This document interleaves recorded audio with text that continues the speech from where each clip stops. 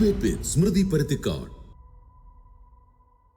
മൗദൂദിയെയും മതരാഷ്ട്രവാദത്തെയും ഉപേക്ഷിച്ചുവെന്നും ഇഖാമത്തുദ്ദീൻ അഥവാ മതസ്ഥാപനമെന്ന ഖുർആൻ ലക്ഷ്യമാണ് തങ്ങൾക്കെന്നും ഇപ്പോൾ ജമാഅത്തെ ഇസ്ലാമി ആവർത്തിച്ചു പറയുന്നുണ്ട്. വർത്തമാനകാല ഇന്ത്യയിൽ മൗദൂദി തടസ്സമാണെന്ന് ജമാഅത്തെ തിരിച്ചറിയുകയാണ്.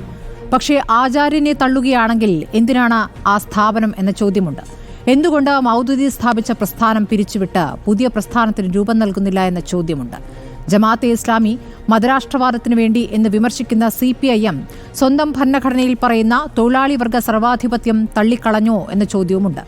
ജമാഅത്തേക്കെതിരെ CPM വിമർശനം ഘടിപ്പിക്കുമ്പോൾ ജമാഅത്തെ പിന്തുണ തുറന്നു പറഞ്ഞ UDF നേതാക്കൾ വരുന്നത് എന്തുകൊണ്ടാകാം? ജമാഅത്തേക്ക് നയം മാറ്റുമോ എന്നതാണ് ചോദ്യം.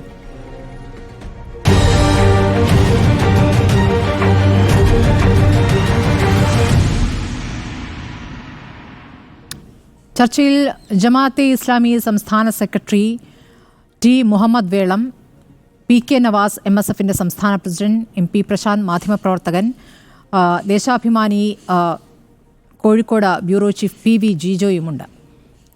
ശ്രീ മുഹമ്മദ് വേളം, കേൾക്കാമോ?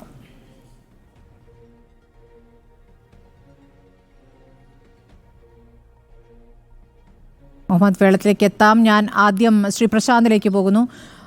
ശ്രീ MP പ്രശാന്ത്, ഇപ്പോൾ ജമാഅത്തെ ഇസ്ലാമി മൗദൂദി വാദം പൂർണ്ണമായും തള്ളിക്കൊണ്ട് പ്രതികരിക്കുന്നത് ആദ്യമല്ല. പക്ഷേ ഇപ്പോൾ ജമാഅത്തയുടെ പിന്തുണയുമായി ബന്ധപ്പെട്ട തർക്കങ്ങൾ ശക്തമാകുമ്പോൾ ഒന്നുകൂടി ആ വിഷയത്തിൽ തങ്ങളുടെ നിലപാട് അമീർ വ്യക്തമായി പറയുകയാണ്. ജമാഅത്തെ ഇസ്ലാമി മൗദൂദി വാദത്തെ അംഗീകരിക്കുന്നില്ല, അതായത് മതരാഷ്ട്രവാദം എന്നൊരാശയം തങ്ങൾക്കില്ല എന്നുള്ളതാണ്. ഇതിൽ എത്രത്തോളം വ്യക്തതയുണ്ട് എന്നാണ് താങ്കൾ കരുതുന്നത്? എന്തുകൊണ്ട് ഇപ്പോൾ മാറ്റി പറഞ്ഞു? ഒരു നയം മാറ്റം ജമാഅത്തെ ഇസ്ലാമിക്കുണ്ടോ?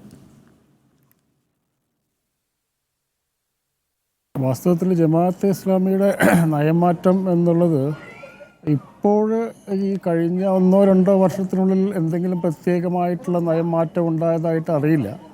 കാരണം ജമാഅത്തെ ഇസ്ലാമിയുടെ ഭരണഘടനയിൽ കാതലായ മാറ്റം അത് ഉണ്ടായിട്ടുണ്ട്. അത് 2019 അതുണ്ടായത് എന്നാണ് ജമാഅത്ത് നേതാക്കൾ തന്നെ പറഞ്ഞിരുന്നത്.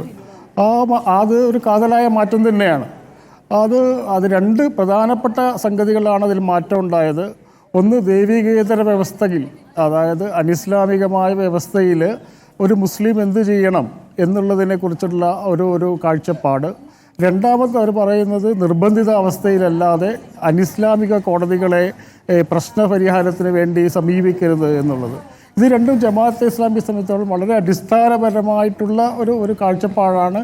ആ ഒരു മാറ്റം ജമാഅത്തെ ഇസ്ലാമിയുടെ അടിസ്ഥാനപരമായ ഭരണഘടനയിൽ തന്നെ ഉണ്ടായിട്ടുണ്ട്.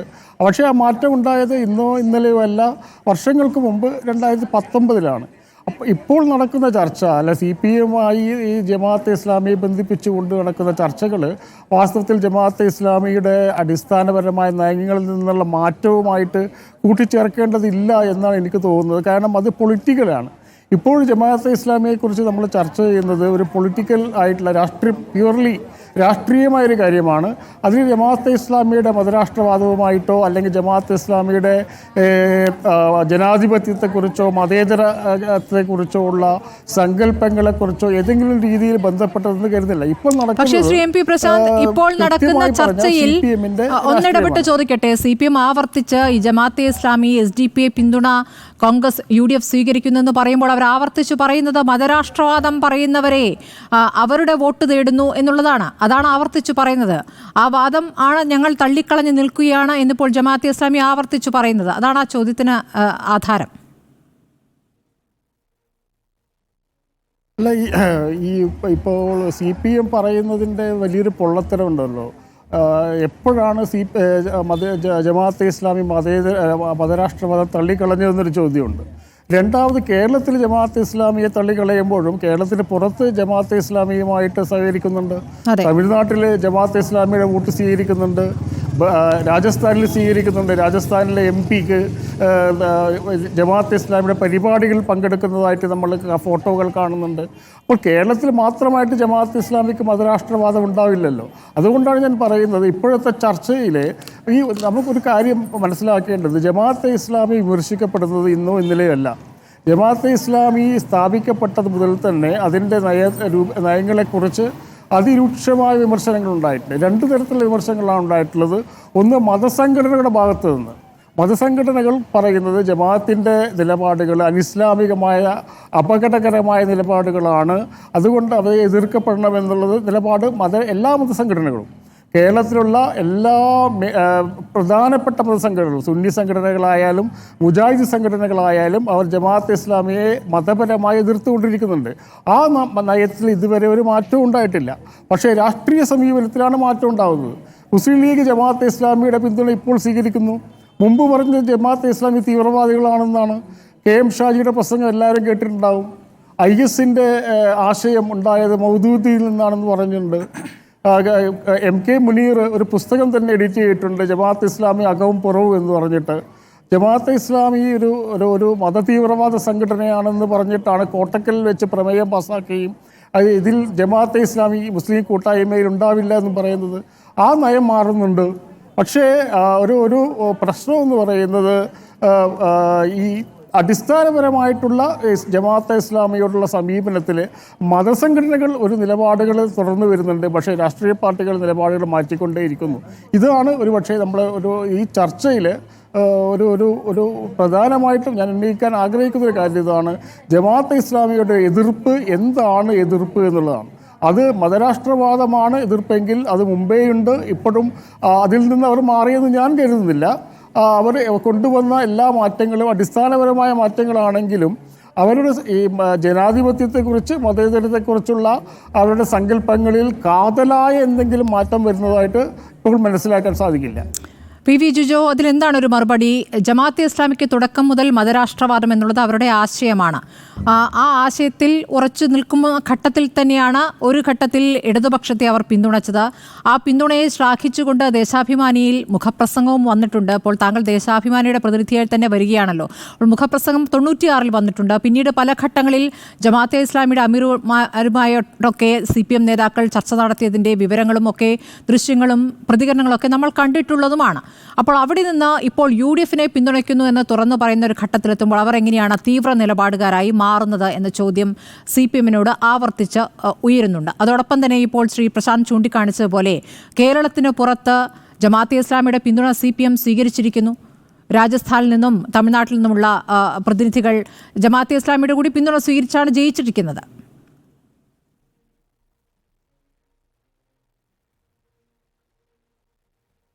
ജമാഅത്തെ ഇസ്ലാമി ഇപ്പോൾ ഏറ്റവും അവസാനം പറഞ്ഞിരിക്കുന്നത് അവർ അവകാശപ്പെടുന്നത് തങ്ങളുടെ സ്ഥാപകനായിട്ടുള്ള മൗദൂദിയുടെ ആശയത്തെ തങ്ങൾ അംഗീകരിക്കുന്നില്ലെന്നാണ്. നേരത്തെ 2019 നേരത്തെ പ്രശാന്ത് പറഞ്ഞതുപോലെ അവരുടെ ഭരണഘടന ഭേദഗതി ചെയ്തുവെന്നും പറയുന്നു.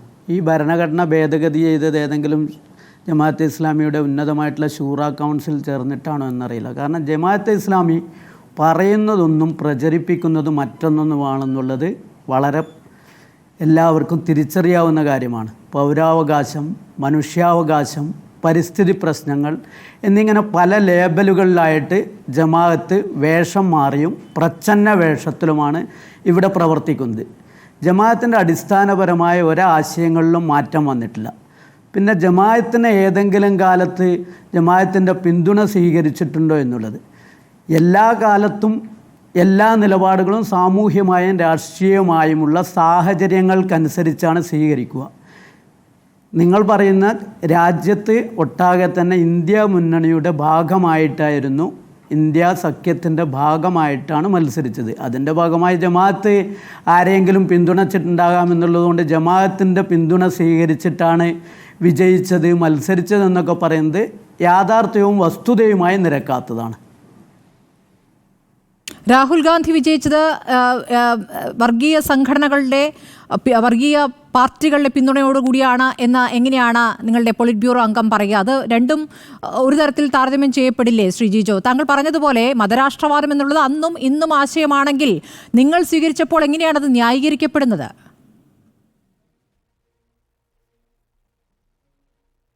നമ്മുടെ ആഗോളമായിട്ടും ന്യൂനപക്ഷങ്ങളുടെ വിഷയത്തിലും സംഘപരിവാർ ഒരു വലിയ ശക്തിയായി വരുമ്പോൾ മറുഭാഗത്ത് മതരാഷ്ട്രവാദം ഉയർത്തുമ്പോൾ ഉണ്ടാകുന്ന പ്രശ്നങ്ങളുണ്ട്.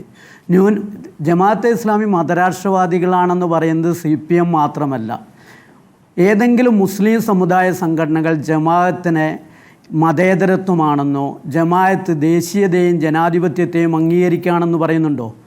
മുസ്ലിം ലീഗ് ചിലപ്പോൾ പറയുന്നുണ്ടാവും, ജമാഅത്തിനെ അംഗീകരിക്കുന്നുണ്ടാവും. ഇപ്പോൾ കെ മുരളീധരൻ തന്നെ തുറന്നു പറഞ്ഞു കഴിഞ്ഞു, 2019-ലും 2016-ൽ താൻ മത്സരിച്ചപ്പോഴും അന്ന് കുമ്മനം രാജശേഖരൻ എതിർ സ്ഥാനാർത്ഥിയായിരുന്നപ്പോൾ പിന്തുണച്ചിട്ടുണ്ടെന്ന്.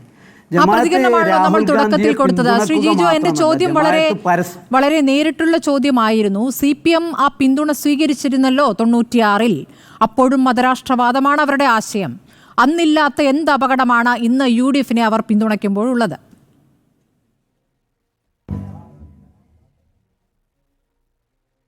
രാജ്യത്തൊട്ടാകെ തന്നെ വളരെ അപകടകരമായിട്ടുള്ളൊരു ഹൈന്ദവ സാഹചര്യം ഉണ്ടാവുമ്പോൾ അതിനെ പർവ്വതീകരിക്കാനും അതിനെ വർദ്ധിപ്പിക്കാനും ഇതായിട്ടുള്ള ഇടപെടൽ ജമാഅത്തിൻ്റെ ഇടപെടൽ മൂലമുണ്ടാകുന്നു.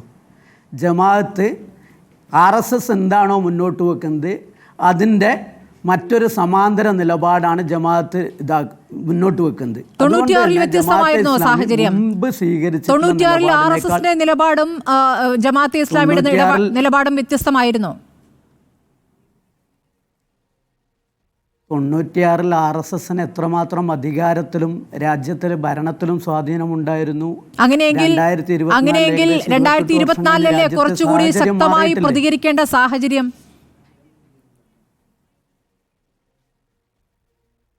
2024-ൽ ജമാഅത്തെ ഇസ്ലാമിയുടെ നിലപാടിനെതിരായിട്ട് വളരെ ശക്തമായിട്ട് പ്രതികരിക്കുന്നു.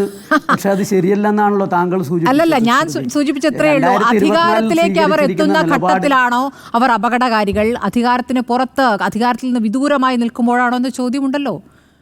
അധികാരത്തിലെത്തുമ്പോഴല്ലേ ഓരോ കാര്യങ്ങളായി അവർ നടപ്പാക്കിക്കൊണ്ടിരിക്കുന്നത്. ഇവിടെ മുസ്ലിം മതരാഷ്ട്രവാദം ഉന്നയിച്ചുകൊണ്ട് അത് ആശയപരമായി ഇവിടെ താങ്കൾ പറയുന്ന പോലെ സട്ടിലായി ചെയ്യുന്നുണ്ടാകാം. താങ്കൾ പറയുന്ന പോലെ പല വിഷയങ്ങളും ഏറ്റെടുത്ത് അവർ കടന്നു കയറുന്നു എന്ന് പറയുന്നതൊക്കെ ഒരു തരത്തിൽ വിമർശിക്കപ്പെടാം. അതിനവർ മറുപടി പറയട്ടെ. പക്ഷേ ഇപ്പോൾ അപകടകരമായി നിൽക്കുന്നത് ഏത് വിഭാഗമാണ്? അതാണ് സംഘപരിവാറാണ് ഇപ്പോൾ അപകടകരം.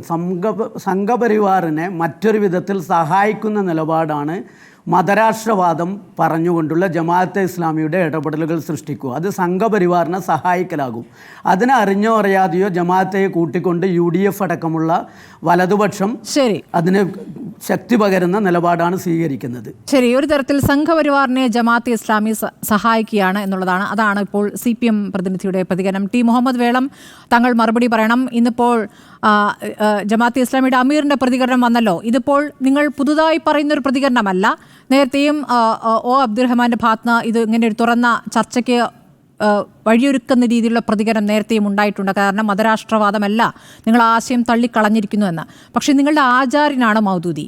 അപ്പോൾ ആചാര്യനെ തള്ളിക്കളഞ്ഞുകൊണ്ട് ആ പ്രസ്ഥാനത്തിൻ്റെ ഭാഗമായി നിൽക്കുകയാണോ വേണ്ടത്, അതോ ഒരു പുതിയ പ്രസ്ഥാനം രൂപീകരിക്കുകയാണോ വേണ്ടത്? അപ്പോൾ നിങ്ങൾ ഏത് ആശയത്തിൽ ഊന്നിയാണ് ഇവിടെ പ്രവർത്തിക്കുന്നതെന്ന ചോദ്യമുണ്ടല്ലോ.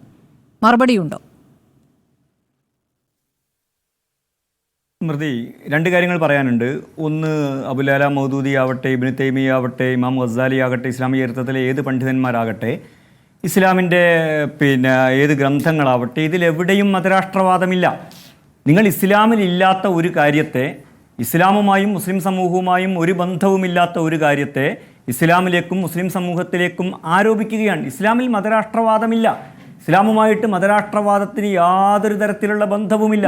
മതരാഷ്ട്രം എന്ന് പറയുന്നത് ഇന്നത്തെ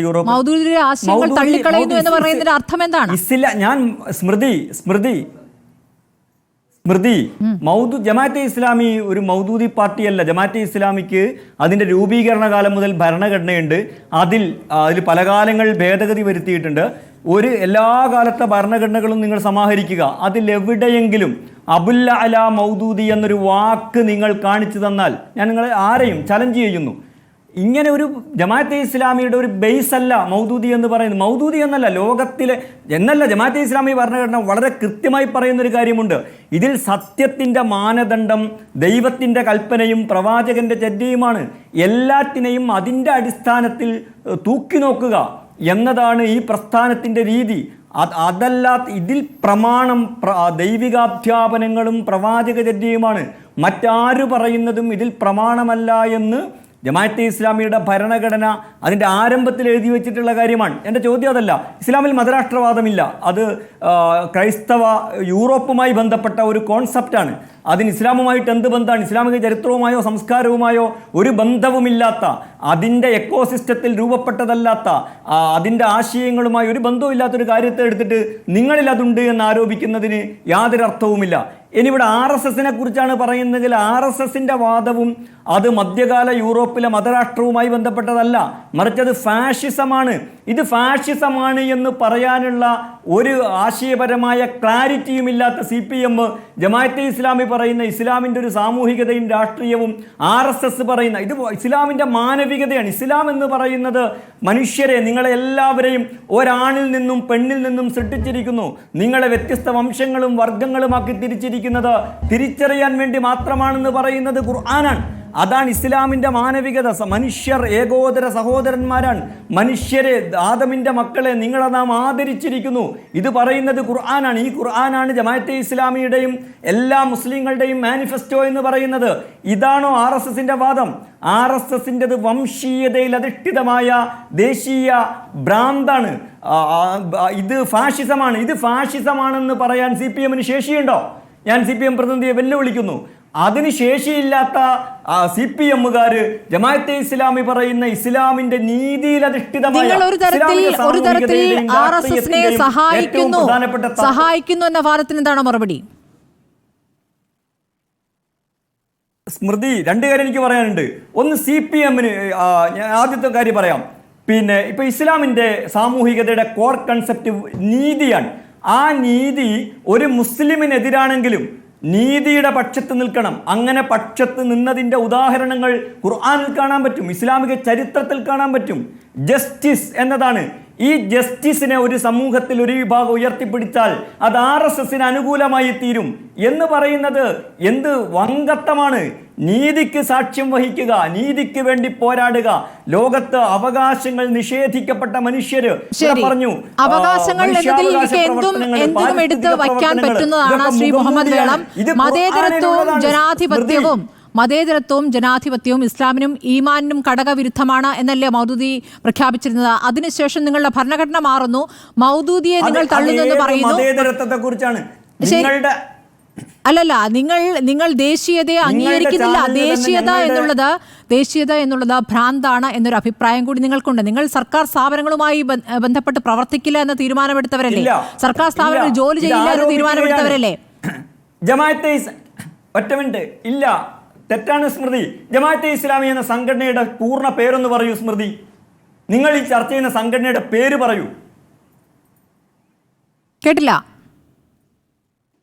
പറ സ്മൃതി. നിങ്ങൾ ചർച്ച ചെയ്യുന്ന ഈ സംഘടനയുടെ പേര് പറയൂ. നിങ്ങൾ ചർച്ച ചെയ്യുന്ന സംഘടന എന്ന് വെച്ചാൽ ഞാൻ ജമാഅത്തെ ഇസ്ലാമിയോടാണ് ചോദിക്കുന്നത്. ജമാഅത്തെ ഇസ്ലാമി ബന്ധപ്പെട്ടാണ് ചോദിക്കുന്നത്. ഇവിടെ നിങ്ങൾ ഇപ്പോൾ ഒരു സംഘടനയെ ചർച്ചയ്ക്ക് വെച്ചിട്ടുണ്ടല്ലോ. ആ സംഘടനയുടെ പൂർണ്ണ പേര് പറയൂ.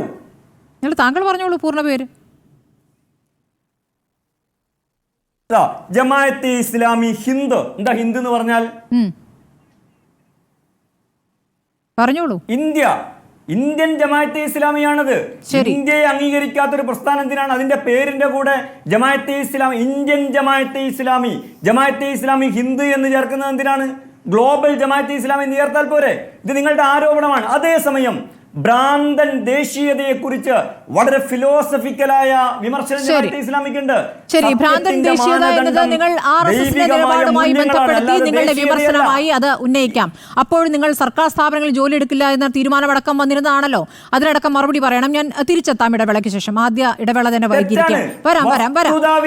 ശരി, വസ്തുതാവിരുദ്ധമാണ്. ശരി, താങ്കൾ വിശദീകരിച്ചോളൂ. അടുത്ത ഘട്ടത്തിൽ ഒരു കാലത്തും സർക്കാർ ജോലി സ്വീകരിക്കരുതെന്ന് പറഞ്ഞിട്ടില്ല. ശരി, കേരളത്തിലെ എത്രയോ ജമാഅത്തെ ഇസ്ലാമിക്കാരെ, ഇപ്പൊ ചേന്നമംഗല്ലൂർക്കാരനായിരുന്ന MP കുഞ്ഞുമുഹമ്മദ് സാഹിബ്, അദ്ദേഹം ദീർഘകാലം കേന്ദ്ര ഗവൺമെന്റിന്റെ കസ്റ്റംസിൽ ജോലി ചെയ്തിരുന്ന ജമാഅത്തെ ഇസ്ലാമിയുടെ മെമ്പറാണ്. ഉയർന്ന ശരി Shri P K Navas, league Jamaat-e ഇസ്ലാമിയെ എതിർക്കുന്നു എന്ന രൂപത്തിലാണ് തുടർച്ചയായി പ്രതികരണങ്ങൾ വന്നിരുന്നത്. പക്ഷേ അതിൽ തന്നെ ലീഗിൽ തന്നെ ഒരു വിഭാഗത്തിന് ജമാഅത്തെ ഇസ്ലാമിയുമായുള്ള സഖ്യം താല്പര്യമാണ് എന്നുള്ള വാർത്തകൾ കൂടി നേരത്തെ വന്നതാണ്. ഇപ്പോൾ ലീഗ് എടുക്കുന്ന ഇപ്പോൾ എടുക്കുന്ന നിലപാടെന്താണ്? ഇപ്പോൾ UDF-ൽ നിന്ന്, ഇപ്പോൾ കോൺഗ്രസിൽ നിന്ന് തന്നെ കെ മുരളീധരൻ അടക്കം പിന്തുണ സ്വീകരിച്ചതിനെ കുറിച്ച് തുറന്നു പറയുന്നുണ്ട്. അപ്പോൾ സ്വീകരിക്കാവുന്ന ഒരു പിന്തുണയാണ് ജമാഅത്തെ ഇസ്ലാമിയുടേത് എന്ന നിലപാടിലേക്ക് ലീഗ് ഒന്നിച്ചെത്തിക്കഴിഞ്ഞിട്ടുണ്ടോ എന്നതാണ് ചോദ്യം. സ്മൃതി, ആദ്യമായി ഇപ്പോൾ കേരളത്തിൽ കഴിഞ്ഞ ഒരാഴ്ച കാലമായി പ്രൈം ടൈം ഡിബേറ്റുകളിലെ ചർച്ച ജമാഅത്തെ ഇസ്ലാമിയാണ്. പ്രിയപ്പെട്ട ജമാഅത്തെ ഇസ്ലാമിയുടെ പ്രതിനിധിയായി ശ്രീ മുഹമ്മദ് വേളം ചർച്ചയിലുണ്ട്. ഞാൻ മനസ്സിലാക്കുന്നത് കേരളത്തിൽ തന്നെ മെമ്പർഷിപ്പ് കണക്ക് പ്രകാരം 5000-ൽ താഴെ മെമ്പർഷിപ്പ് മാത്രമായിരിക്കും ജമാഅത്തെ ഇസ്ലാമിക്ക് ഉണ്ടാവുക എന്നാണ് അവരുടെ തന്നെ വാദം എന്നാണ് ഞാൻ മനസ്സിലാക്കുന്നത്. തെറ്റുണ്ടെങ്കിൽ അദ്ദേഹം തിരുത്തിക്കോട്ടെ. അങ്ങനത്തെ ഒരു സംഘടനയെക്കുറിച്ച് കേരളത്തിലെ പ്രൈം ഡിബേറ്റ് ചർച്ചകളിൽ പ്രധാനപ്പെട്ട ചർച്ചയായി മാറാൻ എന്ത് രാഷ്ട്രീയ സാഹചര്യമാണ് കേരളത്തിൽ ഉണ്ടായത്? കേരളത്തിൽ ഏതെങ്കിലും തരത്തിൽ അക്രമ സംഭവങ്ങൾ ഉണ്ടായോ ജമാഅത്തെ ഇസ്ലാമി പങ്കെടുത്ത? ഏതെങ്കിലും തരത്തിൽ വർഗീയമായ പരാമർശങ്ങളെക്കുറിച്ചുള്ള ലേഖനങ്ങൾ അവർ നടത്തിയോ? പ്രഭാഷണങ്ങൾ അവർ നടത്തിയോ? ഒന്നും ഉണ്ടായിട്ടില്ല. എന്താ ഉണ്ടായത്? നമ്മുടെ ദിവസം നടന്ന തെരഞ്ഞെടുപ്പ്, കുറച്ചു മുമ്പ് നടന്ന 3 തെരഞ്ഞെടുപ്പുകളിൽ ഉപതെരഞ്ഞെടുപ്പിൽ CPM പരാജയപ്പെട്ടു. പണ്ട് നമ്മൾ TV-യിലെ ഒരു പരിപാടിയിൽ കാണാറുണ്ട്, ഇങ്ങനെയാണെങ്കിൽ തോൽക്കേണ്ടിയിരുന്നില്ല എന്ന് പറയാറുണ്ട്. എന്ന് പറഞ്ഞ പോലെ ഇത്രയൊക്കെ വർഗീയ വിഷം തുപ്പുമെങ്കിൽ CPM തോൽക്കേണ്ടിയിരുന്നില്ല, ഞങ്ങൾ തോറ്റാലും കുഴപ്പമുണ്ടായിരുന്നില്ല, കേരളത്തിൻ്റെ മതേതര ബോധത്തിനൊന്നും പറ്റുമായിരുന്നില്ല എന്നൊരു അഭിപ്രായം പങ്കുവെക്കുകയാണ്. ഇനി എന്തുകൊണ്ടാണ് ജമാഅത്തെ ഇസ്ലാമി എന്ന പേരാണ് CPM എടുത്തുപയോഗിക്കുന്നത്? അതിന് പ്രധാനപ്പെട്ട കാരണങ്ങളുണ്ട്. ആ പ്രധാനപ്പെട്ട കാരണം അവർ തന്നെ പറയുന്നത് മുസ്ലിം സമുദായത്തിനകത്തുള്ള തീവ്ര സ്വഭാവമുള്ള സംഘടന എന്നാണ് ജമാഅത്തെ ഇസ്ലാമി അവർ എടുക്കാൻ വേണ്ടി പറയുന്നത്. ശരി, അങ്ങനെ ഒരു ചർച്ചയ്ക്ക് തയ്യാറാവുകയാണെങ്കിൽ സ്മൃതി, ഒരു 2 മിനിറ്റ് സമയം എനിക്ക് അധികം തരണം. അടുത്ത റൗണ്ടിൽ എനിക്ക് സമയം തന്നില്ലെങ്കിൽ കുഴപ്പമില്ല. കേരളത്തിൽ അത്തരത്തിൽ പരാമർശിക്കപ്പെട്ട 4 സംഘടനകളാണ് കേരളത്തിൽ പ്രധാനമായി ഉണ്ടായത്. ഒന്ന് ജമാഅത്തെ ഇസ്ലാമി ഹിന്ദാണ്, മറ്റൊന്ന് പോപ്പുലർ ഫ്രണ്ടാണ്, മറ്റൊന്ന് PDP ആണ്, മറ്റൊന്ന് INL ആണ്. ഈ 4 സംഘടനകളുമായി ബന്ധപ്പെട്ടാണല്ലോ കേരളത്തിൽ അത്തരത്തിലുള്ള ചർച്ച ഉണ്ടായത്. ഒന്ന് ജമാഅത്തെ ഇസ്ലാമിയെ തന്നെ നമ്മൾ എടുക്കാം. ജമാഅത്തെ ഇസ്ലാമി രൂപീകരിക്കപ്പെട്ട 941-ലാണ്. 947 രാജ്യം സ്വതന്ത്രമായി. 47 മുസ്ലിം ലീഗ് പാർട്ടി രൂപീകരിക്കപ്പെട്ടു. ഞങ്ങളുടെ നിലപാടാണല്ലോ നിങ്ങൾ ചോദിക്കുന്നത്. 947 ഞങ്ങൾ ഇന്ത്യൻ യൂണിയൻ മുസ്ലിം ലീഗായി മാറി. ഞാൻ ചോദിക്കട്ടെ, അന്ന് മുതൽ ഇന്ന് വരെയുള്ള ഇന്ത്യയുടെ പാർലമെന്റിൽ പങ്കാളിത്തമുള്ള പാർട്ടിയുടെ പ്രതിനിധിയാണ് ഞാൻ. കേരളം രൂപീകരിക്കപ്പെട്ട അന്ന് മുതൽ ഇന്ന് വരെ കേരളത്തിലെ നിയമസഭയിൽ പങ്കാളിത്തമുള്ള പാർട്ടിയുടെ പ്രതിനിധിയാണ് ഞങ്ങൾ. അന്ന് മുതൽ ഞങ്ങൾ രാഷ്ട്രീയ നിലപാട് പ്രഖ്യാപിക്കുന്നുണ്ട്. 1975-ലാണല്ലോ ജമാഅത്തെ ഇസ്ലാമി തിരഞ്ഞെടുപ്പ് പ്രക്രിയയിലേക്ക് വോട്ട് ചെയ്യാം എന്ന സമീപനത്തിലേക്ക് എത്തിയത്. അതിനു മുമ്പ് ജമാഅത്തെ ഇസ്ലാമിയോട് ആശയപരമായ പോരാട്ടം ഞങ്ങൾ നയിക്കുന്നുണ്ട്. അപ്പോൾ തിരഞ്ഞെടുപ്പിലെ ജമാഅത്തെ ഇസ്ലാമി വോട്ട് ആർക്ക് ചെയ്യുന്നതെന്ന് ഞങ്ങൾക്ക് പ്രശ്നമായിരുന്നില്ല. 48 മുതൽ 975 വരെയുള്ള കാലഘട്ടങ്ങളിൽ ജമാഅത്തെ ഇസ്ലാമിയുമായി ആശയപരമായ പോരാട്ടം ഞങ്ങൾ നടത്തിയിട്ടുണ്ട്. നേരത്തെ നിങ്ങൾ പറഞ്ഞതുപോലെ, അല്ലെങ്കിൽ ഇന്ന് നിങ്ങളുടെ റിപ്പോർട്ടർ രഞ്ജിത്തിന് കൊടുത്ത അഭിമുഖത്തിൽ മൗദൂദി ആശയമല്ല ഞങ്ങൾക്കുള്ളത് എന്ന് അവർ പറയുന്ന പോലെ അതിലെ ക്ലാരിറ്റി അവരാണ് വരുത്തണം. ഞാൻ അതിലേക്ക് കടക്കുന്നില്ല. പക്ഷേ ഞങ്ങൾ പറയുന്നത് 975-ൽ രാഷ്ട്രീയമായ വോട്ടെടുപ്പിലേക്ക് ഞങ്ങൾ വോട്ട് ചെയ്യാം എന്ന് പറയുന്നതിന് മുൻപ് ഞങ്ങൾ ആശയപരമായി ഇവിടെ ഏറ്റുമുട്ടി. 2005 വരെയുള്ള കാലഘട്ടം ഏതാണ്? 970 മുതൽ 2005 വരെ നിരന്തരമായി ഇടതുപക്ഷത്തിന് മാത്രം എൻ ബ്ലോക്കായി അവർ വോട്ട് ചെയ്തു. 2005-ൽ ഞങ്ങളും അവർ തമ്മിൽ ആശയ സംഘർഷം ഏറ്റവും കൂടുതലായി വന്നു. നിങ്ങൾ നേരത്തെ പറഞ്ഞല്ലോ 996-ലെ ദേശാഭിമാനി ദിനപത്രം, അതിലെഴുതിയ ലേഖനം ഞാൻ ആവർത്തിക്കുന്നില്ല, നമ്മളെല്ലാവരും ചർച്ച ചെയ്താണ്. ജമാഅത്തെ ഇസ്ലാമി തിരഞ്ഞെടുപ്പിൽ ഞങ്ങൾക്ക് വോട്ട് ചെയ്തതിന് നന്ദി അർപ്പിച്ചുകൊണ്ട് ദേശാഭിമാനി 96 ലേഖനം എഴുതി. അന്ന് സോഷ്യൽ മീഡിയ ഇല്ല, TV ചർച്ചകളില്ല, വാട്സപ്പോ ഫേസ്ബുക്കോ ഇല്ല. അന്ന് പറയാറുള്ളത് അവരുടെ പത്രങ്ങളിലൂടെയാണ്. ജമാഅത്തെ ഇസ്ലാമി പ്രബോധനത്തിലൂടെ CPM-ന് പിന്തുണ പ്രഖ്യാപിച്ചു. ദേശാഭിമാനിയിലൂടെ പിന്തുണയ്ക്ക് നന്ദിയും പറഞ്ഞു. ഞാൻ ചോദിക്കട്ടെ, ഞങ്ങളുടെ ദിനപത്രം ചന്ദ്രിക ദിനപത്രം 2004-ൽ 31 ലേഖനങ്ങൾ, സ്മൃതി 1, 2, 10, 20 31 ലേഖനങ്ങൾ തുടർച്ചയായി ഞങ്ങളുടെ സംസ്ഥാന മുസ്ലിം ലീഗിന്റെ സെക്രട്ടറി അന്ന് തുടർച്ചയായി 31 ലേഖനം എഴുതി ജമാഅത്തെ ഇസ്ലാമിയെ വിമർശിച്ചുകൊണ്ട്. ഞങ്ങൾ അന്ന് എടുത്ത നിലപാട് ജമാഅത്തെ ഇസ്ലാമി ആശയപരമായി മൗദൂദിയുടെ ആശയത്തിൽ നിന്ന് മാറണം എന്ന് ഞങ്ങൾ ആഗ്രഹിച്ചത്. അത് 948-ൽ അവർ തിരഞ്ഞെടുപ്പിൽ പ്രക്രിയയിൽ ഇടപെടാത്ത 75 വരെയുള്ള കാലഘട്ടങ്ങളിലും 75 മുതൽ 2005 വരെയുള്ള കാലഘട്ടം ഞങ്ങളത് പറഞ്ഞു. എന്നാൽ 2006-ൽ എൻ ബ്ലോക്കായി VS അച്യുതാനന്ദൻ ഗവൺമെന്റിന് ജമാഅത്തെ ഇസ്ലാമി പിന്തുണ പ്രഖ്യാപിച്ചു. 2007-ൽ അന്നത്തെ അവരുടെ അമീറായിട്ടുള്ള T ആരിഫ് അലി കണ്ണൂരിലെ പ്രസ് ക്ലബിൽ പത്രസമ്മേളനം നടത്തിയിട്ട് ഇന്ന് നിങ്ങളുടെ റിപ്പോർട്ടർ രഞ്ജിത്തിന് ഇന്നത്തെ അമീർ കൊടുത്ത അതേ മറുപടി 2007-ൽ അദ്ദേഹം പറഞ്ഞു. 2008-ൽ അവരുടെ പ്രബോധനം പത്രത്തിനകത്ത് അവർ ഇന്റർവ്യൂവിനകത്ത് പറഞ്ഞു, ഞങ്ങൾക്ക് ഈ ആശയമില്ല എന്ന് വെച്ചാൽ വോട്ട് ചെയ്യാത്ത കാലത്തും വോട്ട് ചെയ്ത കാലത്തും CPM-ന് അനുകൂലമായി വോട്ട് ചെയ്ത കാലത്തും ആശയപരമായ ഞങ്ങളുടെ വിയോജിപ്പ് ഞങ്ങൾ രേഖപ്പെടുത്തിയിട്ടുണ്ട്. ജമാഅത്തെ ഇസ്ലാമി ആരെങ്കിലും കൊന്നതിന്റെ പേരിൽ തീവ്രവാദ സംഘടനയാണ് എന്ന അഭിപ്രായത്തിന് നമ്മൾ മുമ്പിൽ രേഖയില്ല. അവർ ഏതെങ്കിലും കൈകാരികൾ വെട്ടിയതിന്റെ പേരിൽ, അങ്ങനെ മറ്റൊരു സമുദായത്തിന്റെ പേരിൽ ഏതെങ്കിലും തരത്തിൽ അതിക്രമം നടത്തിയതിന് നമ്മൾ മുമ്പിൽ രേഖയില്ല. നമ്മൾ അവരോട് ആശയപരമായി വിയോജിപ്പ് കാണിച്ചത് ഞാൻ നേരത്തെ പറഞ്ഞിട്ടുള്ള മതരാഷ്ട്രവാദം എന്ന് പറയുന്ന മൗദൂദിയൻ ആശയത്തിൽ നിന്ന് അവർ പിന്മാറുക എന്നതാണ്. 2007-ൽ പരസ്യമായി പത്രസമ്മേളനം നടത്തിയും 2008 അവിടെ മുഖപ്രസംഗത്തിൽ അവർ ലേഖനം എഴുതി. രണ്ടും നമ്മുടെ മുമ്പിൽ ലഭ്യമാണ്. ഞാൻ പറയട്ടെ, ഇപ്പൊ 2016 UDF പിന്തുണ നൽകിയത്. 2019 പൂർണ്ണമായും UDF പിന്തുണ നൽകി. അതിനു മുമ്പും LDF-നൊപ്പമാണ്. അന്നൊക്കെ വിശുദ്ധരാവുകയും ഇന്ന് വിശുദ്ധരാവാതിരിക്കുകയും ചെയ്യുന്നത് എങ്ങനെയാണ് എന്ന് പറയണം. ഞങ്ങളുടെ നിലപാടിൽ എന്തെങ്കിലും മാറ്റം വന്നു സ്മൃതി പറയുന്നുവെങ്കിൽ ഞാൻ ഈ പറഞ്ഞ ഈ ചരിത്രപരമായ തീയതികളിൽ അതിന് കൃത്യമായ മറുപടിയുണ്ട്. രണ്ടാമത്, കേരളത്തിലെ തീവ്ര സ്വഭാവമുള്ള മുസ്ലിം സംഘടന എന്ന് ആക്ഷേപിച്ചത് SDP ആണല്ലോ, പോപ്പുലർ ഫ്രണ്ട്. ആ പോപ്പുലർ ഫ്രണ്ട് ആരുടെ കൂടെ ഉണ്ടായത്? അവർ രൂപപ്പെട്ട കാലം ഏതാണ്? കേരളത്തിൽ വൈമയും കൈമയും പൈമയും എന്ന് പറയുന്ന 3 സംഘടനകളായി കേരളത്തിൽ അവർ പ്രവർത്തിച്ചു. അന്ന് അവർ പറഞ്ഞു, നിങ്ങൾ ഞങ്ങളുടെ മെമ്പർഷിപ്പ് എടുത്തോ, ലീഗിന്റെ മെമ്പർഷിപ്പ് എടുത്തോ, നിങ്ങൾ ഞങ്ങളുടെ മെമ്പർഷിപ്പ് എടുത്തോ, കോൺഗ്രസ് മെമ്പർഷിപ്പ് എടുത്തോ, നിങ്ങൾ ഞങ്ങളുടെ മെമ്പർഷിപ്പ് എടുത്തോ, നിങ്ങൾ CPM-ന്റെ മെമ്പർഷിപ്പ് എടുത്തോ. കേരളത്തിലെ മുസ്ലിം ചെറുപ്പക്കാരോട് അന്നത്തെ പോപ്പുലർ ഫ്രണ്ടിന്റെ പഴയ രൂപമായ വൈമയും കൈമയും പൈമയും അത് പറഞ്ഞപ്പോ അവർക്ക് രാഷ്ട്രീയ രൂപം ഉണ്ടായിരുന്നില്ല. അന്ന് മുസ്ലിം ലീഗ് പാർട്ടി പറഞ്ഞു, ദ്വയാംഗത്വം ഞങ്ങളുടെ പാർട്ടിയിലില്ല, അങ്ങനെ പോകുന്നവർ വേറെ പോകണം, ഇവിടെ ദ്വയാംഗത്വമില്ല, ഇവിടെ ജനാധിപത്യ ചേരിൽ ഉറച്ചു നിൽക്കുന്നവർക്ക് മാത്രമേ ഇവിടെ അംഗത്വമുള്ളൂ രാഷ്ട്രീയമായി ഞങ്ങൾ പ്രഖ്യാപിച്ചു. ഇവർ രാഷ്ട്രീയമായ രൂപം പ്രാപിച്ചു. കാരണം ഇവർക്ക് അഭയം കിട്ടിയില്ല. ജമാഅത്തെ ഇസ്ലാമിക്ക് രാഷ്ട്രീയ അഭയം ലീഗ് നൽകിയില്ല. SDP ഈ പോപ്പുലർ ഫ്രണ്ടിന് രാഷ്ട്രീയമായ അഭയം ഞങ്ങൾ നൽകിയില്ല. അവർ രാഷ്ട്രീയമായ രൂപം പ്രാപിച്ചു. ഇതേ അവസ്ഥയല്ലേ PDP-ക്കുണ്ടായത്? PDP 92 വരുന്നതിന് മുൻപ് ISS ആയി. അന്ന് ഞങ്ങളുമായാണ് ഏറ്റുമുട്ടിയത്. ഇവരുടെയൊക്കെ ശൈശവ കാലത്തിൽ തീവ്രമായ ചിന്തകൾ ഇവർ കൊണ്ടു നടന്നപ്പോൾ ലീഗുമായി ഏറ്റുമുട്ടി. ആ ISS പിന്നീട് ഇപ്പോഴത്തെ ജമാഅത്തെ ഇസ്ലാമിയുടെ നിലപാടിൽ ലീഗിന് ക്ലാരിറ്റി ഉണ്ടോ? അത് ഞാൻ വളരെ കൃത്യമായി പറയുന്നു, ലീഗിന് ക്ലാരിറ്റി ഉണ്ട്. ജമാഅത്തെ ഇസ്ലാമി മതരാഷ്ട്രവാദമാണ് ഉന്നയിക്കുന്ന മൗദൂദിയൻ ആശയത്തിൽ ഊന്നിന്നപ്പോഴാണ് അതിശക്തമായ ആശയപരമായ പോരാട്ടം ഞങ്ങൾ അവരുമായി നടത്തിയത്. ആ ആശയത്തിൽ ഒരു പിന്നോട്ട് പോകുമോ? അവർക്കൊരു സ്വന്തം രാഷ്ട്രീയ സംഘടനയായി കേരളത്തിൽ പ്രവർത്തിക്കാൻ അവകാശമുണ്ട്. അവരുടെ പേരിൽ ഏതെങ്കിലും തരത്തിൽ വർഗീയ സംവിധാനം പ്രവർത്തിക്കുന്നു എന്ന് പറഞ്ഞാൽ, ഞങ്ങളുടെ ഭരണഘടന പലതവണ മാറ്റി എഴുതിയിട്ടുണ്ട് എന്ന് പറഞ്ഞാൽ, അതേസമയം സ്ഥാപകൻ ആ നിലപാടുള്ളതാണ്. മൗദൂദിയുടെ നിലപാട് അങ്ങനെയാണ്. താങ്കൾ പറഞ്ഞ ലീഗുമായി ബന്ധപ്പെട്ട് ലീഗിൽ നിന്ന് തെറ്റിയിട്ടാണല്ലോ അദ്ദേഹം, ലീഗിൽ നിന്ന് പുറത്തു പോയിട്ടാണല്ലോ ജമാഅത്തെ ഇസ്ലാമി രൂപീകരിക്കുന്നത്. അപ്പോൾ എങ്ങനെയാണ് ഈ പേരുള്ള നേതാവിനെ, ആചാര്യനെ ഒഴിവാക്കിക്കൊണ്ട് ആ സംവിധാനം പ്രവർത്തിക്കുക എന്നുള്ള ചോദ്യമുണ്ടല്ലോ PK നവാസ്. അങ്ങനെയാണെങ്കിൽ പുതിയ പ്രസ്ഥാനം രൂപീകരിക്കട്ടെ, എന്താണ് അതിന് തടസ്സം? അതിന്റെ മറുപടി ഈ മുഹമ്മദ് വേളാണ് പറയേണ്ടത്. ഞാൻ പറയുന്നത് ലീഗിന്റെ നിലപാട് എന്താണ്? അതറിയാം, ലീഗിന് അക്കാര്യത്തിലുള്ള നിലപാട് എന്താണ്? ലീഗിന്റെ നിലപാട് ഞാൻ പറഞ്ഞു. മുസ്ലിം ലീഗ് പാർട്ടി നിലപാട് പറഞ്ഞു. ജമാഅത്തെ ഇസ്ലാമിയുടെ ഭരണഘടനാപരമായി ജമാഅത്തെ ഇസ്ലാമി പ്രവർത്തിക്കുന്നത് ഈ രാജ്യത്തിന്റെ ജനാധിപത്യ മതേതര സങ്കല്പങ്ങൾ ഉയർത്തിപ്പിടിച്ച് ഭരണഘടനയെ അനുസരിച്ചുകൊണ്ട് ജീവിക്കാൻ അവർ തയ്യാറുണ്ടോ? അവർക്ക് പ്രവർത്തിക്കാനും ഈ രാജ്യത്ത് അവകാശമുണ്ട് എന്ന മുസ്ലിം ലീഗിന്റെ നിലപാട്. അവർ ഏതെങ്കിലും തരത്തിൽ അവർ ഞങ്ങളുടെ കൂടെയാകുമ്പോൾ വർഗീയവാദികളും തൊട്ടപ്പുറത്തുള്ള കൂടെയാകുമ്പോൾ അവർ മതേതരവാദികളെന്ന് പറയുന്ന ഇരട്ടത്താപ്പ് സ്വീകരിക്കാൻ പാടില്ല.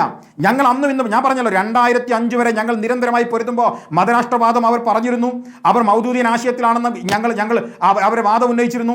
എന്നാൽ T ആരിഫ് അലി അവരുടെ അമീർ തന്നെ കണ്ണൂർ പത്രസമ്മേളനം നടത്തി ഞങ്ങൾക്ക് മതരാഷ്ട്രവാദമില്ല എന്നവർ തുറന്നു പറയുമ്പോൾ, ഇന്നത് ആവർത്തിച്ച് പറയുമ്പോൾ ഞങ്ങൾ അതിനെ സ്വാഗതം ചെയ്യുന്നു. ഞങ്ങൾ കഴിഞ്ഞ നാളിതുവരെയുള്ള ആശയപരമായ പോരാട്ടം നടത്തിയതിനാണ്. പക്ഷേ അതിന്റെ പേരിൽ ജമാഅത്തെ ഇസ്ലാമിയെ വേട്ടയാടാൻ അവർ ഏതെങ്കിലും തരത്തിൽ തീവ്രവാദ പ്രവർത്തനത്തിൽ പങ്കാളികളായതായി കേരളത്തിന്റെ ചരിത്രത്തിൽ ഇന്ന് വരെ റിപ്പോർട്ടുള്ളതായി എനിക്കറിയില്ല. സ്മൃതിക്കറിയെങ്കിൽ പറയണം. കേരളത്തിൽ ഏതെങ്കിലും ഒരു FIR അതിന്റെ പേരിൽ എഴുതപ്പെട്ടതായി ഞാൻ കണ്ടിട്ടില്ല. ഏതെങ്കിലും ഒരു മതത്തിന്റെ പേരിൽ മറ്റൊരു മതത്തിൽപ്പെട്ട ആളെ കൊല്ലുകയോ ആക്രമിക്കുകയോ ചെയ്തതിന്റെ പേരിൽ അവരുടെ പേരിൽ FIR ഇല്ല. അവരുടെ പേരിൽ ആകെയുള്ളത് ആശയപരമായി മൗദൂദിയൻ ആശയത്തിൽ പ്രവർത്തിക്കുന്നു എന്നൊന്നുണ്ടായി. അതിനെക്കുറിച്ച് വളരെ കൃത്യമായി ക്ലാരിറ്റി അവർ പറയുന്നുവെങ്കിൽ അത് സ്വാഗതാർഹമാണ്. അവരെ തീവ്രവാദത്തിന്റെ കൊട്ടയിലേക്ക് വലിച്ചെറിഞ്ഞു കൊടുക്കുകയല്ല, ഇന്ത്യൻ ജനാധിപത്യത്തോട് ചേർന്ന് നിർത്തുകയാണ് നമ്മൾ ചെയ്യേണ്ടത് എന്നാണ് എൻ്റെ അഭിപ്രായം. ശരി, തിരിച്ചെത്താം ഇടവേളയ്ക്ക് ശേഷം. ചർച്ചയിലേക്ക് ശ്രീ MP പ്രശാന്ത്, ഇപ്പോൾ ജമാഅത്തെ ഇസ്ലാമി മാറിയ നിലപാടുമായി നിൽക്കുന്നു എന്ന് പറയുമ്പോൾ ഈ രാജ്യത്തെ ഇവിടുത്തെ സംവിധാനങ്ങൾക്കകത്ത് പ്രവർത്തിക്കാൻ കൂടുതൽ സ്വീകാര്യത ലഭിക്കാനുള്ള മാറ്റങ്ങളിലേക്ക് ജമാഅത്ത് മാറിക്കഴിഞ്ഞു എന്നൊരു അഭിപ്രായം താങ്കൾക്കുണ്ടോ? ഇപ്പോൾ നേരത്തെ ശ്രീ ജിജോ പറഞ്ഞത് പ്രകാരമാണെങ്കിൽ RSSനെ വളരാൻ സഹായിക്കുന്ന ഒരു സംവിധാനമാണ് ജമാഅത്തെ ഇസ്ലാമി എന്നാണ് അദ്ദേഹത്തിൻ്റെ പ്രതികരണം. ഒരു ഒവൈസി ഫാക്ടർ പോലെ സ്പോയിലർ എഫക്റ്റാണ് ഉണ്ടാക്കുക എന്ന അഭിപ്രായത്തോട് താങ്കൾ യോജിക്കുന്നുണ്ടോ?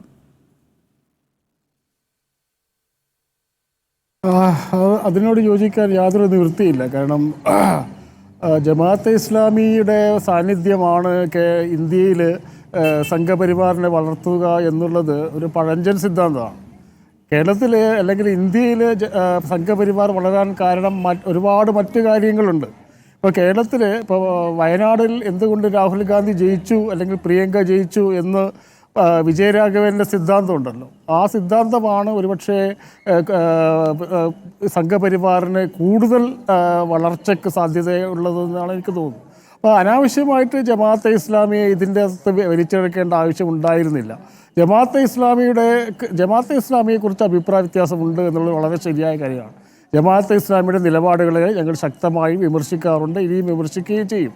പക്ഷേ അത് ഈ രാഷ്ട്രീയമായിട്ടുള്ള ലാഭങ്ങൾക്ക് വേണ്ടി ഉപയോഗിക്കുക എന്നുള്ളത് ഞാൻ നേരത്തെ പറഞ്ഞ ആ കാര്യത്തിലേക്ക് എനിക്ക് തീരെ താല്പര്യമില്ലാത്തൊരു കാര്യമാണ്. രണ്ടാമത്തെ ചോദ്യം എന്നുള്ളത് ജമാഅത്തെ ഇസ്ലാമി മാറിയിട്ടുണ്ടോ എന്നുള്ളതാണ്.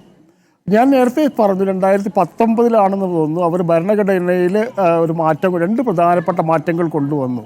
ആ മാറ്റം ഒരു പ്രധാനപ്പെട്ട കാര്യം എന്നുള്ളത് അതിലൊരു അനിസ്ലാമിക കോടതി എന്നൊരു പ്രയോഗമുണ്ട്. അതായത് നിർബന്ധിത സാഹചര്യത്തിലല്ലാതെ അനിസ്ലാമിക കോടതികളെ പ്രശ്നപരിഹാരത്തിന് സമീപിക്കരുത് എന്ന്.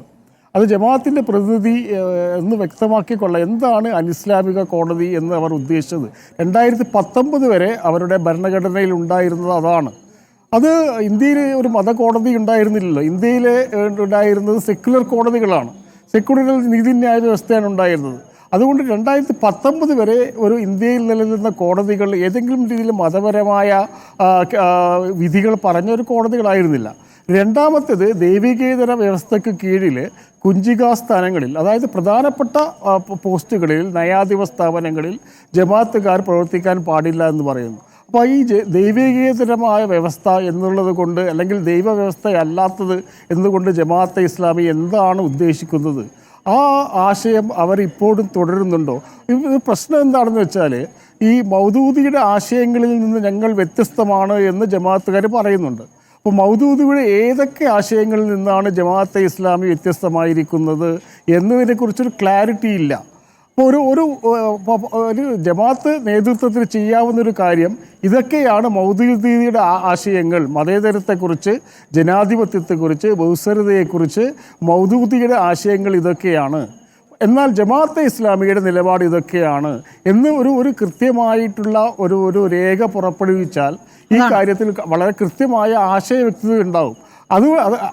അതായത് പിന്നെയും മൗദൂദി ഇങ്ങനെ പറഞ്ഞു, മൗദൂദി ആ പുസ്തകത്തിൽ ഇങ്ങനെ പറഞ്ഞു, അതുകൊണ്ട് ജമാഅത്തെ ഇസ്ലാമി അതിൽ ഉത്തരം പറയണം എന്ന് പറയുന്നതിന് പകരം മൗദൂദിയുടെ പ്രധാനപ്പെട്ട കാര്യങ്ങളിൽ നിലപാടുകൾ എന്താണ്, ജമാഅത്തെ ഇസ്ലാമിയുടെ ഇപ്പോഴത്തെ നിലപാട് എന്താണെന്ന് വിശദീകരിച്ചു കഴിഞ്ഞാൽ ഈ പ്രശ്നങ്ങളിലൊക്കെ ഒരു പരിധിവരെ തീരുമെന്നാണ് ഞാൻ കരുതുന്നത്. ശരി, അത് മുഹമ്മദ് വേളം മറുപടി പറയട്ടെ. അതിനു മുമ്പ് ജിജോയിലേക്ക്. ശ്രീ ജിജോ, ഇപ്പോൾ ജമാഅത്തെ ഇസ്ലാമിയുടെ ഏത് പ്രവർത്തനമാണ് CPM-നെ അസ്വസ്ഥപ്പെടുത്തുന്നത്? ഇപ്പോൾ RSSും ജമാഅത്തെ ഇസ്ലാമിയും നാണയത്തിൻ്റെ ഇരുവശങ്ങളും എന്ന രൂപത്തിലാണോ നിങ്ങൾ അതിനെ വിലയിരുത്തുന്നത്? ഇപ്പോൾ എത്രത്തോളം ഉണ്ട് അവർ എണ്ണത്തിൽ എന്നുള്ള കാര്യം നമ്മൾ പലതവണ ചർച്ച ചെയ്തതാണ്. അപ്പോൾ ഉള്ളതിൽ കൂടുതൽ വലിപ്പം അവർക്ക് കാണിച്ചു കൊടുത്തുകൊണ്ട് അവരെ ഭയപ്പെടേണ്ടതുണ്ട് എന്ന വ്യാഖ്യാനത്തിലേക്ക് നിങ്ങൾ എത്തിക്കുന്നത് എന്താണ്? അതിൻ്റെ ആത്യന്തിക ഫലം എന്തായിരിക്കും എന്നുള്ളതാണ് ഇപ്പോൾ ശ്രീ പ്രശാന്ത് പറഞ്ഞത്.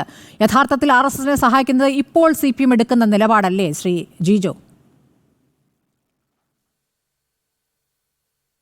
എന്തായാലും വളരെ സന്തോഷമുണ്ട്.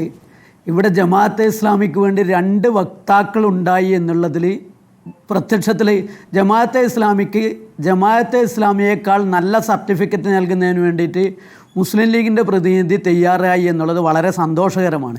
ഇത്തരമൊരു ചർച്ചയിലൂടെ പരസ്യമായി അദ്ദേഹം അത് പ്രകടിപ്പിച്ചതിലും സന്തോഷമുണ്ട്. ഇത് പ്രിയപ്പെട്ട നവാസ് പറഞ്ഞ അഭിപ്രായം അദ്ദേഹത്തിൻ്റെ നേതാക്കളെ കൂടിക്കൊണ്ട് അംഗീകരിക്കാൻ കഴിയുമോ? ഇത് മുസ്ലിം ലീഗിൻ്റെ നിലപാടാണോ? ജമാഅത്തെ ഇസ്ലാമി ഇത്ര പരിശുദ്ധവും വിശുദ്ധവുമായ നെയ്യാണെന്ന് നവാസ് പറയുന്നു. ഇത് പറയാൻ MK മുനീറും KM ഷാജിയും തയ്യാറാവുമോ?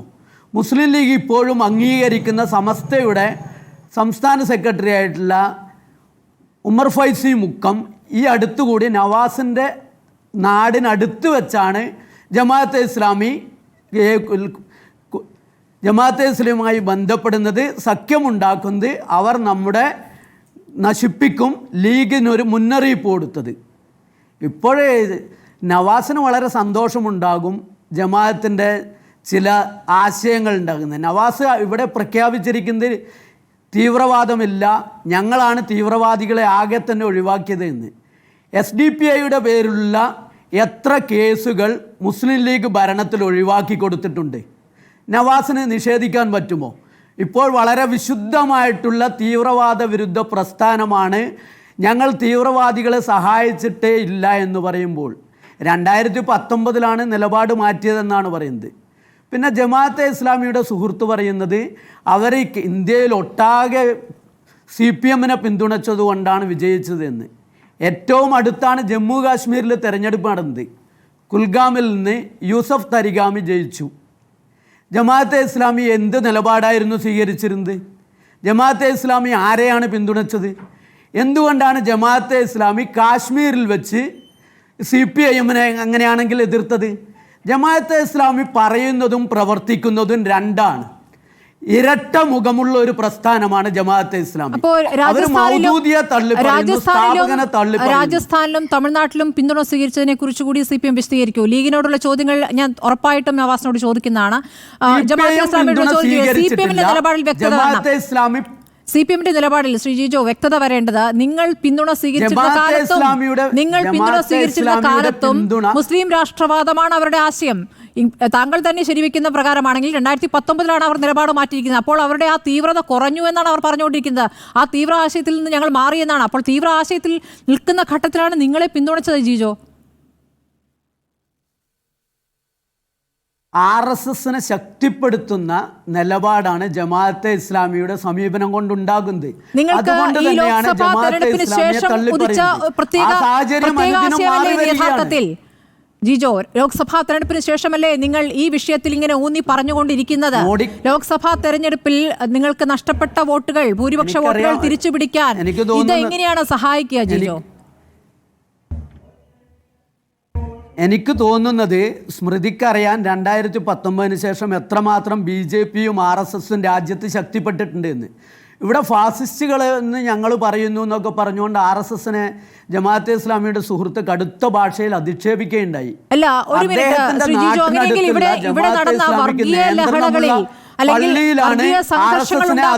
സ്വീകരിച്ചത് ജമാഅത്തെ ഇസ്ലാമിക്ക് പങ്കുള്ളതായിട്ട് താങ്കൾക്ക് ഏതെങ്കിലും ഒരു ഇൻസ്റ്റൻസ് ചൂണ്ടിക്കാണിക്കാമോ? ഇവിടെ ജമാഅത്തെ ഇസ്ലാമി നടത്തിയിരിക്കുന്ന ലഹളകളെ കുറിച്ച് അല്ലെങ്കിൽ വർഗീയ പരാമർശങ്ങളെ കുറിച്ച് ഒരു ഉദാഹരണം. ജമാഅത്തെ ഇസ്ലാമി എന്ന് പറയുന്നത് കേരളത്തിലോ ഇന്ത്യയിലോ മാത്രം പ്രവർത്തിക്കുന്ന ഒരു സംഘടനയല്ല. ജമാഅത്തെ ഇസ്ലാമിക്ക് ഒരു ആഗോളമായ പശ്ചാത്തലമുണ്ട്. മൗദൂദിയെ തള്ളിപ്പറഞ്ഞ ജമാഅത്തെ ഇസ്ലാമിയുടെ സുഹൃത്തുക്കൾ അവർക്ക് ആഗോള ബന്ധമില്ലെന്നും പറഞ്ഞേക്കാം. കാര്യത്തിൽ തർക്കമില്ല ശ്രീ ജിജോ. ഇന്ത്യയിൽ ജമാഅത്തെ ഇസ്ലാമി ഹിന്ദാണ് എന്ന് പറഞ്ഞ കേട്ടല്ലോ മുഹമ്മദ് വേളം. ഇന്ത്യക്ക് പുറത്ത് ജമാഅത്തെ ഇസ്ലാമിയുമായി ഞങ്ങൾക്ക് ബന്ധമില്ലെന്ന് ഇവരെപ്പോഴാണ് വ്യക്തമാക്കിയിട്ടുള്ളത്. ബംഗ്ലാദേശിൽ ഇപ്പോൾ നടക്കുന്ന നിലപാടുകളോട് ജമാഅത്തെ ഇസ്ലാമി ആഗോള പ്രശ്നങ്ങളോടൊക്കെ പ്രതികരിക്കുന്ന സംഘടനയാണല്ലോ.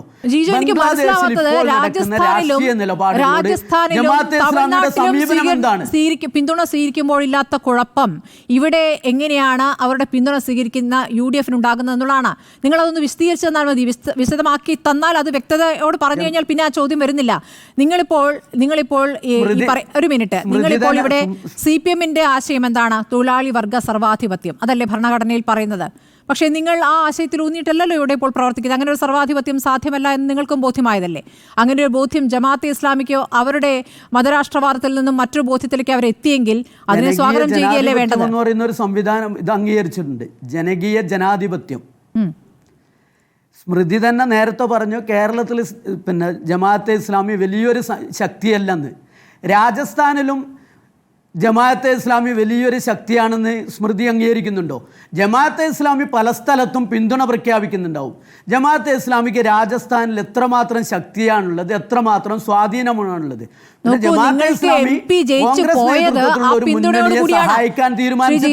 നിങ്ങൾ ഇവിടെ പറയുന്നത് പോലെ ഞാൻ പറഞ്ഞിട്ടില്ല അവിടെ CPMന്റെ MP ജയിച്ചത് ഈ വോട്ട് കൊണ്ട് മാത്രമാണെന്ന് വാചകമേ പറഞ്ഞിട്ടില്ല.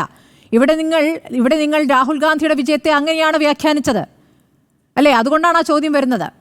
അപ്പൊ രാജസ്ഥാനിൽ നിന്നും കേരളത്തിലേക്ക് എത്തുമ്പോൾ എന്താണ് വ്യത്യാസം? രാഹുൽ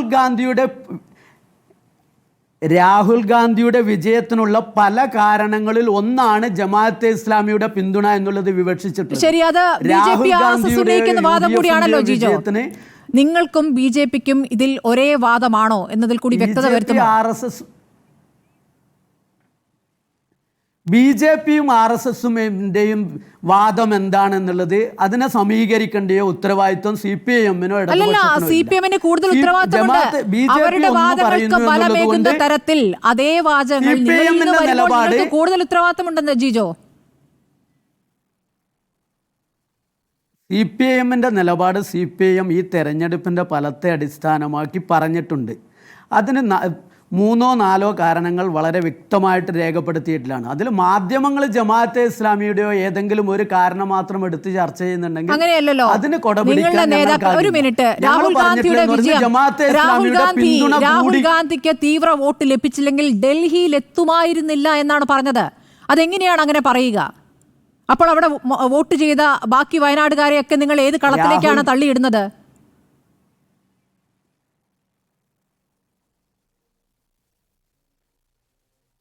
സ്മൃതിക്ക് എങ്ങനെയും വ്യാഖ്യാനിക്കാനുള്ള അവകാശമുണ്ട്. ഞാൻ പറഞ്ഞു കഴിഞ്ഞു, CPIM ആ തെരഞ്ഞെടുപ്പിൽ വയനാട്ടിൽ വിജയിച്ചതിൽ പല കാരണങ്ങൾ കണ്ടെത്തിയിട്ടുണ്ട്. അതിലൊന്ന് ജമാഅത്തെ പിന്തുണ കൂടി ഉണ്ട് എന്നുള്ളതാണ്. ജമാഅത്ത് 2019 ശേഷം മാത്രം ഒരു വിശുദ്ധ പശുവായി മാറിയിട്ടുണ്ടെന്ന് മുസ്ലിം ലീഗിനും ജമാഅത്തിൻ്റെ വക്താക്കൾക്കും അവകാശപ്പെടാം. ഇത് UDF കോൺഗ്രസ് പോലും അംഗീകരിക്കാത്ത ഒരു കാര്യമാണ്.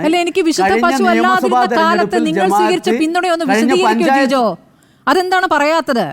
നിങ്ങൾക്ക് പാർട്ടി പത്രത്തിൽ തന്നെ മുഖപ്രസംഗത്തിൽ കഴിഞ്ഞ പഞ്ചായത്ത്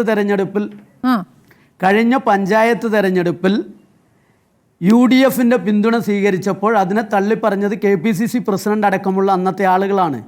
അന്ന് മുസ്ലിം ലീഗിന് ഉണ്ടായിരുന്ന നിലപാടും ഏകീകരിച്ച നിലപാടായിരുന്നില്ല.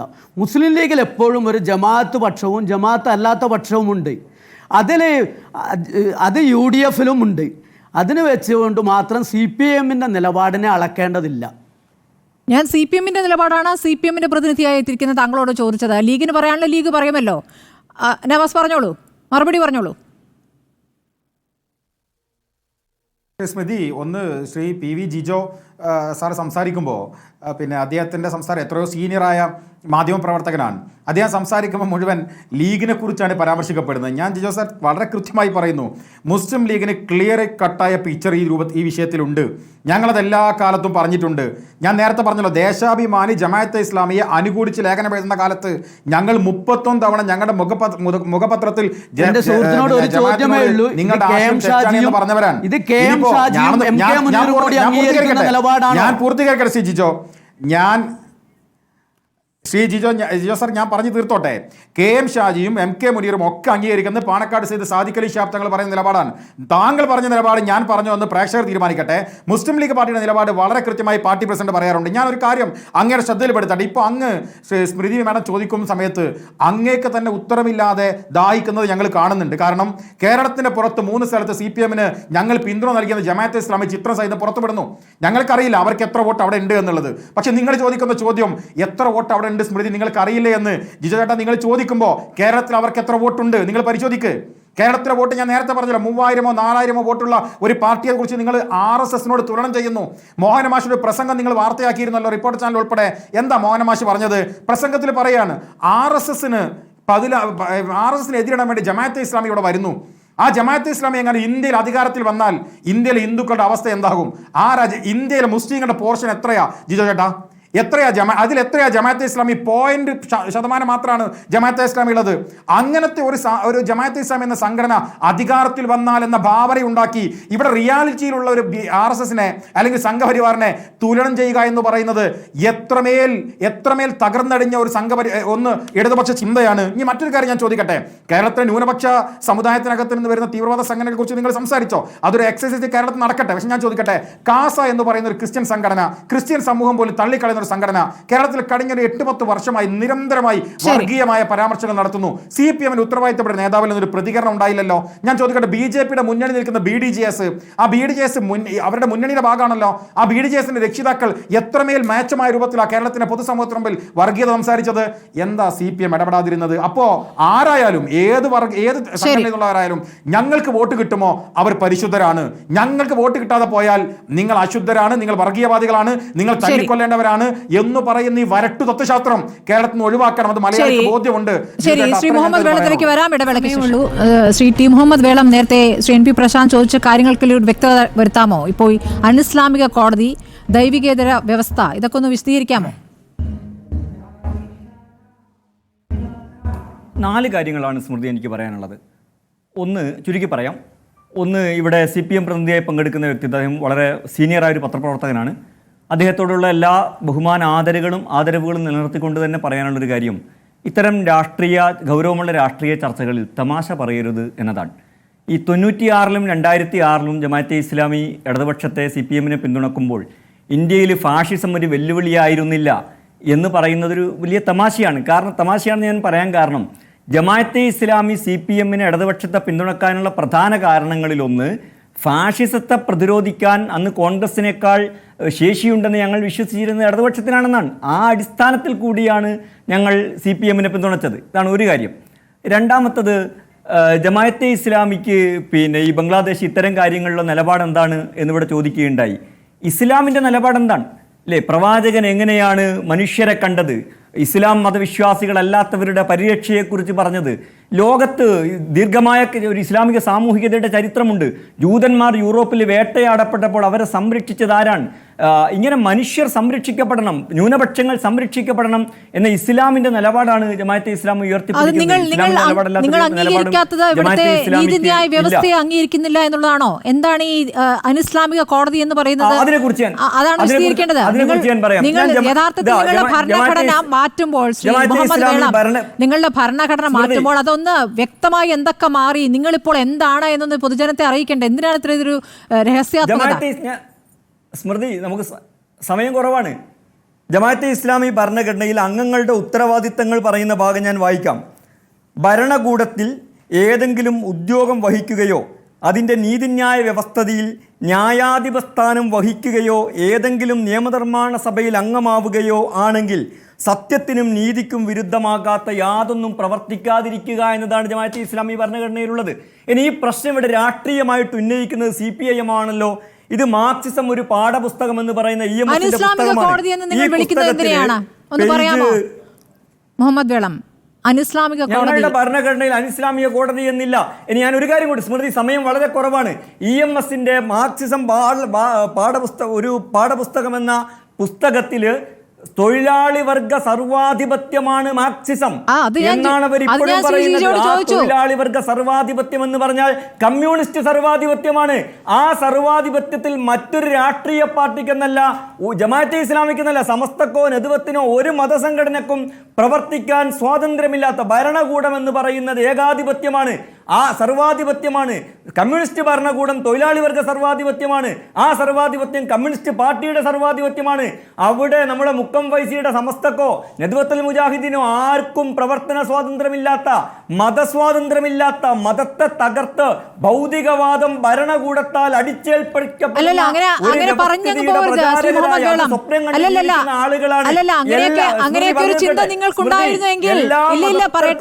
അങ്ങനെയെങ്കിൽ 96-ൽ നിങ്ങൾ പിന്തുണച്ചു, 2007-ൽ പിന്തുണച്ചു, പല ഘട്ടങ്ങളായി പിന്തുണയ്ക്കുന്നു, കോടിയേരിയുമായിട്ടുള്ള ചർച്ചയടക്കം നിങ്ങൾ വിശദീകരിച്ച് പറയുന്നു. അല്ല, ആ സമയത്തും ഈ സമയത്തും ഒക്കെ CPM അങ്ങനെ തന്നെയാണ്. വളരെ ശരിയാണ്. ഒരു കാര്യം കൂടി സ്മൃതി, രണ്ട് കാര്യം.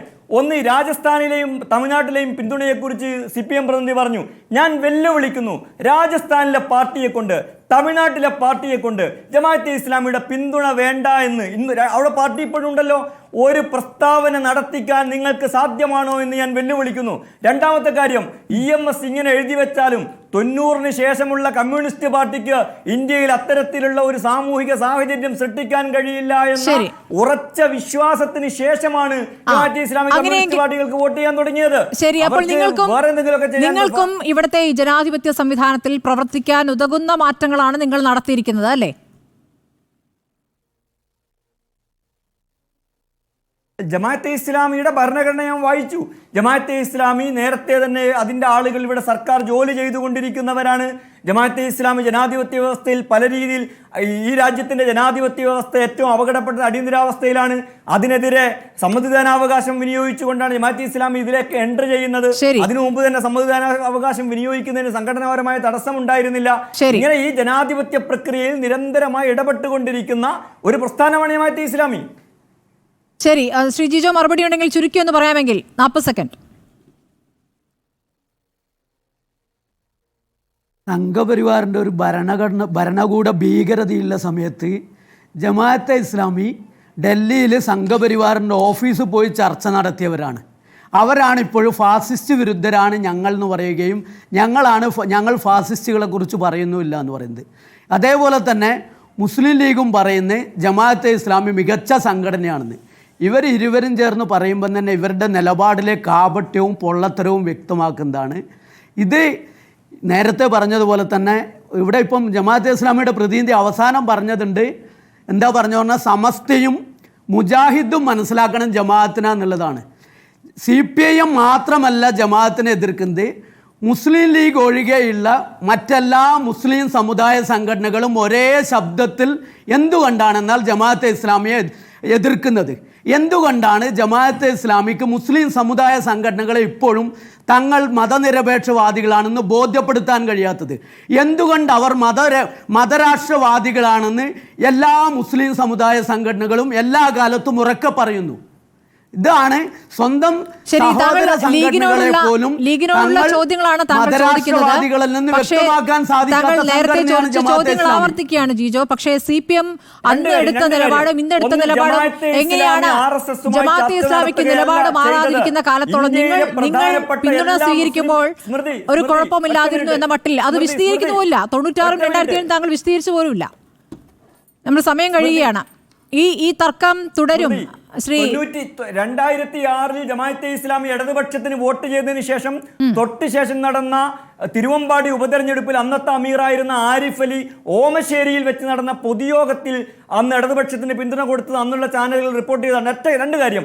ഒന്ന്, RSSുമായി ജമാഅത്തെ ഇസ്ലാമിയെ ചർച്ച നടത്തുകയല്ല ചെയ്തത്. ഇന്ത്യയിലെ പ്രധാനപ്പെട്ട ഇവിടെ CPM പ്രതിനിധി ആക്ഷേപിച്ചുകൊണ്ടിരിക്കുന്ന എല്ലാ മുസ്ലിം സംഘടനകളും ചേർന്നുകൊണ്ടാണ് ആ ചർച്ച നടത്തിയത്. രണ്ട്, കേരളത്തിലെ മുസ്ലിം സംഘടനകളുടെ ഒരു കോർഡിനേഷൻ കമ്മിറ്റി ഉണ്ട്. അതിൽ സമസ്തയുണ്ട്, നദ്വത്തുണ്ട്, ദക്ഷിണ കേരള ജമിയത്തുലമയുണ്ട്, ജമാഅത്തെ ഇസ്ലാമിയുണ്ട്. ജമാഅത്തെ ഇസ്ലാമിയെ ഒരു ഘട്ടത്തിൽ അതിൽ പുറത്താക്കിയിട്ടില്ല. ജമാഅത്തെ ഇസ്ലാമി അങ്ങനെ അസ്പൃശ്യതയുള്ള സംഘടനയാണെന്ന് അഭിപ്രായമുണ്ടെങ്കിൽ സമസ്തയുടെ ഇരു ഗ്രൂപ്പുകളും, നദ്വത്തിന്റെ വ്യത്യസ്ത ഗ്രൂപ്പുകളും, ദക്ഷിണ കേരള ജമിയത്തുലമയും തബ്ലീഗ് ജമാഅത്തും സംസ്ഥാന കേരള ജമിയത്തുലമയും അതേപോലെ തുടരുന്ന തർക്കമായതുകൊണ്ട് നമ്മുടെ സമയം അവസാനിച്ചതുകൊണ്ടും ചർച്ച ഇവിടെ അവസാനിപ്പിക്കുകയാണ്. പക്ഷേ അപ്പോഴും നിങ്ങളുടെ ഇപ്പോഴത്തെ ആശയം എന്താണ് എന്നൊന്ന് വ്യക്തമാക്കി പുറം ലോകത്തെ ഒന്ന് അറിയിക്കുക നന്നായിരിക്കും. അങ്ങനെയെങ്കിൽ CPMന് അതിൽ കൃത്യമായൊരു നിലപാട്, പുതിയ നിലപാട് എടുക്കണമെങ്കിൽ എടുക്കാൻ സാധിക്കും. വളരെ നന്ദി Shri PV Jijo, T Muhammad Velam, PK Nawaz, Shri MP Prashant ചർച്ചയിൽ പങ്കെടുത്തതിന്. ഇനി